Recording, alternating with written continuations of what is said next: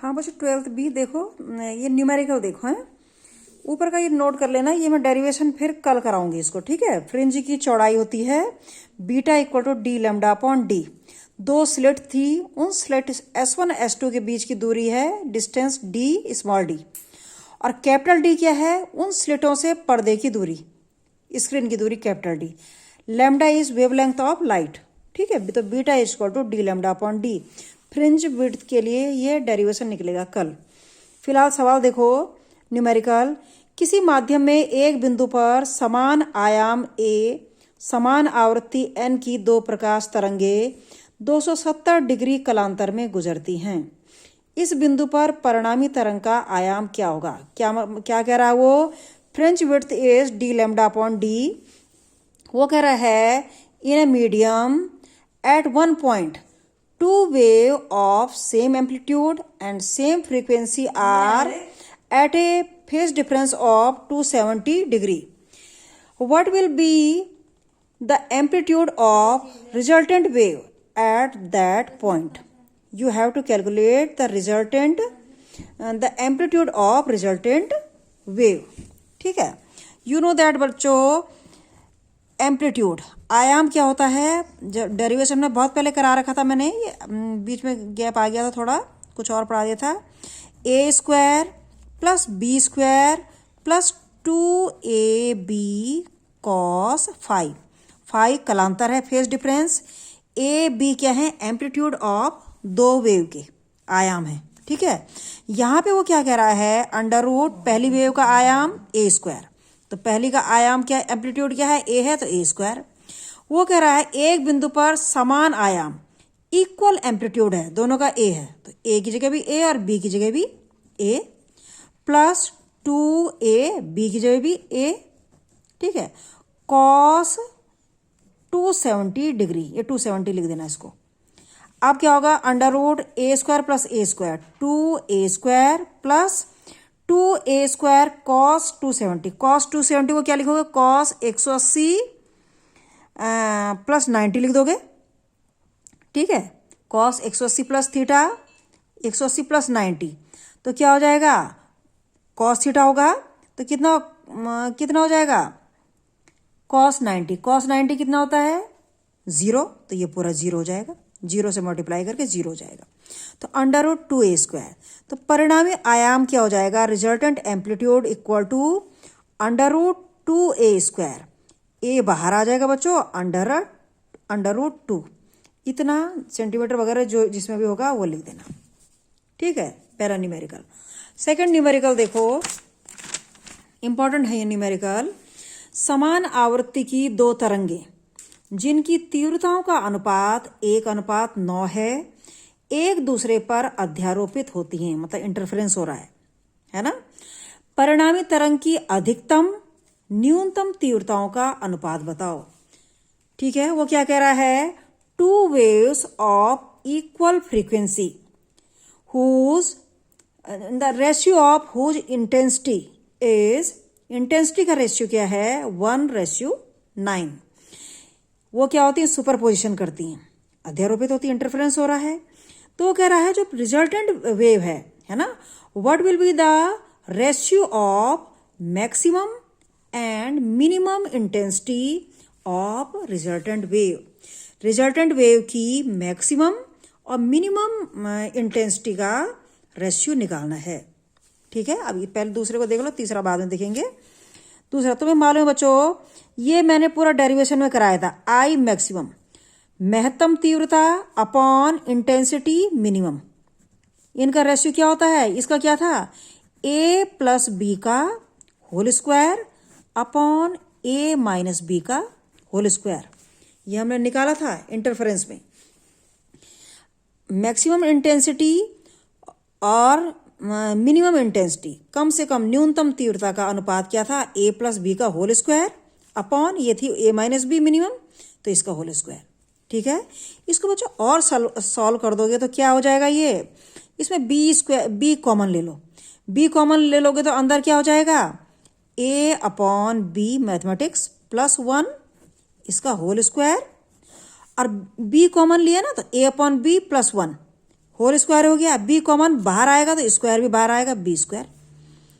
यहाँ भी बच्चों बी स्क्वायर कॉमन ले लो, ए अपॉन बी नीचे -1 इसका whole square, B square cancel हो गया, ए अपॉन बी +1 का whole square upon A upon B -1 का होल स्क्वायर।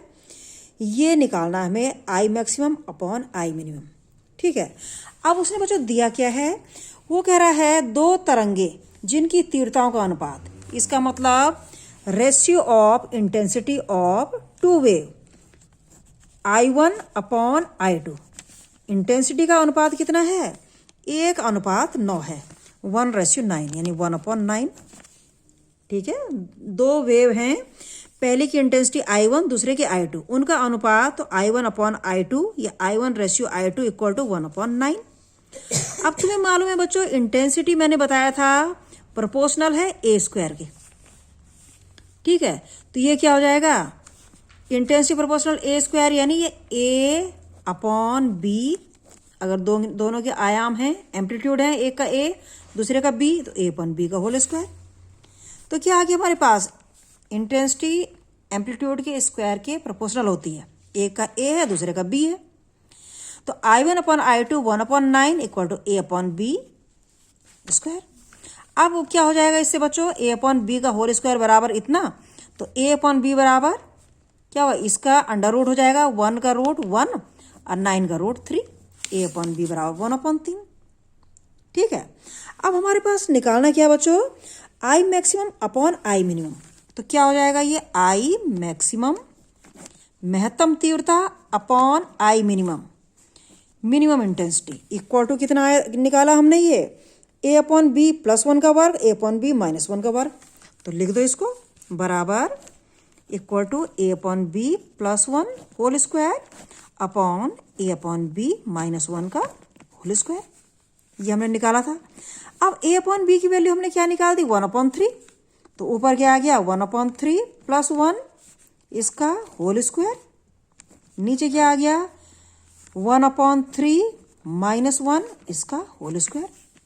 सॉल्व कर दो इसको, कितना हो जाएगा, ये एलसीएम ले लो, 1 + 3 4/3 का होल स्क्वायर, ऊपर क्या होगी बच्चों, 4/3 का होल स्क्वायर, 1 + 3 4/3 का होल स्क्वायर, नीचे क्या हो गया, 1 - 3 एलसीएम करके कर देना, 1 - 3 यानी -2/3 का होल स्क्वायर। ठीक है, 1 - 3 -2/3 का होल स्क्वायर।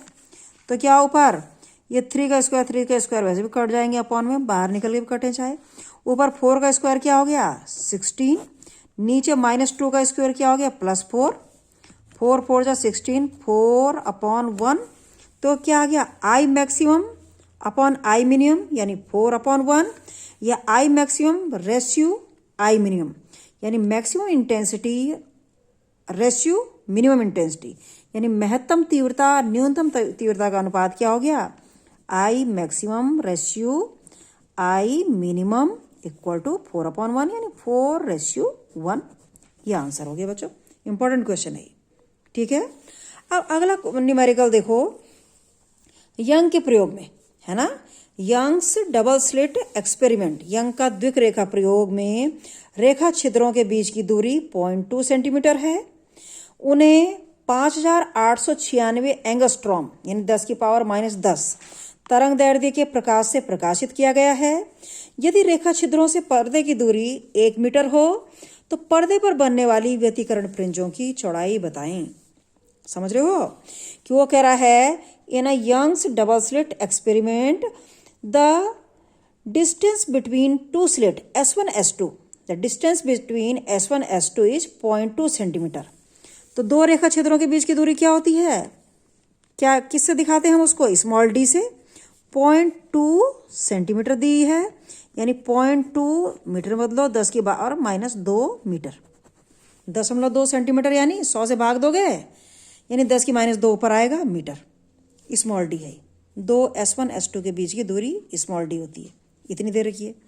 दूसरा वो क्या कह रहा है, उन्हें इतने तरंग दैर्ध्य के प्रकाश है, wavelength of light is 5896 angstrom. इसका मतलब क्या है, lambda equal to 5896 angstrom means into 10⁻⁻10 metre.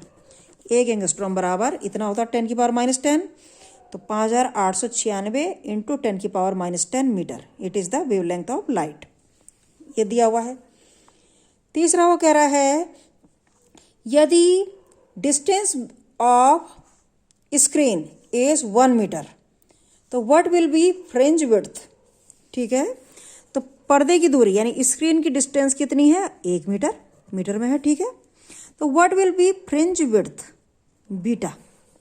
ठीक है, तो इसलिए बच्चों क्या हो जाएगा fringe width beta equal to क्या होता है formula D lambda upon D.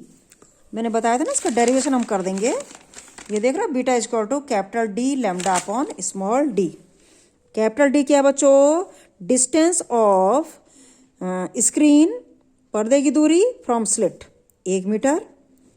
Lambda कितनी है बच्चों 5896 इंटू 10⁻⁻10 अपॉन स्मॉल डी कितनी है 0.2 इंटू 10⁻⁻2। सॉल्व कर दोगे इसको हैं। अब देखो ये तो भाग दे दो, 1 को 0.2 से भाग दे दोगे, इसे गुणा कर दोगे। अब ये क्या 10⁻⁻2 ऊपर जाएगी 10⁻+2। ठीक है, 10⁻+2 हो जाएगा 10⁻−10 है माइनस, तो क्या होगा समान बेस पे घातें जुड़ जाती है, पावर्स जुड़ जाएंगी, तो 10⁻−10 और ये +2, तो -10 +2 यानी -8। 10⁻−8 आएगी, बाकी को जोड़ घटाव कर देना। फ्रिंज विड्थ इतनी आ जाएगी, इतना आंसर फ्रिंज की चौड़ाई। ठीक है।